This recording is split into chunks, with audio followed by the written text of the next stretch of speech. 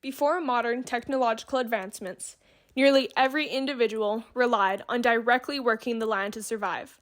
The land was tilled to prepare for crops, shaped to change the flow of water, cleared to create pastureland, and ultimately respected, for it was the source of all food, of all water, of all life.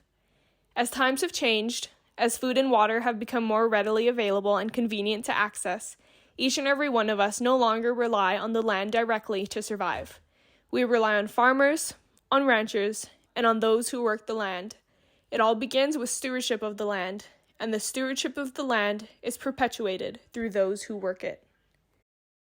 You know, you've got to have respect from the people you work with and for the people that you work with, because, you know, it's a team and it takes everybody on this ranch to make the job run. I don't come from a ranching background at all. I grew up on Oahu as well in Kaneohe. My dad was a marine biologist. You know, I would look at a grass and I'd call that a weed, and they'd look at the same grass, the same species, and call it feed. And just it was just another way to look at the land. It's not just things like air quality and invasive species and biodiversity and things. It's also like agriculture and local food production and the preservation of, I think, culture that exists that I never grew up with. This whole Paniolo culture is something I knew nothing about.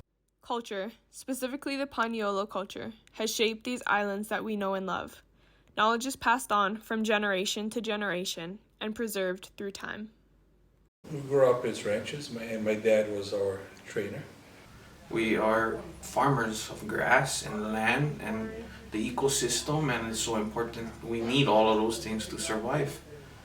I think it's very important that people know the history, whether it's World War II or World War I or cattle ranching. Cattle work made Hawaii, even though maybe the tourists don't know it. They probably think we're all a bunch of hula dancers. The Hawaiians were the only ones not working in the plantations, so they were the ones that adopted the cowboy ways and learned all the methods and everything.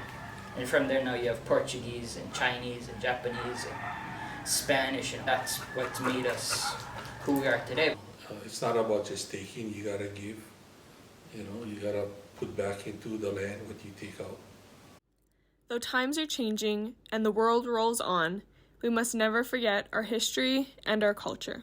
We must remember.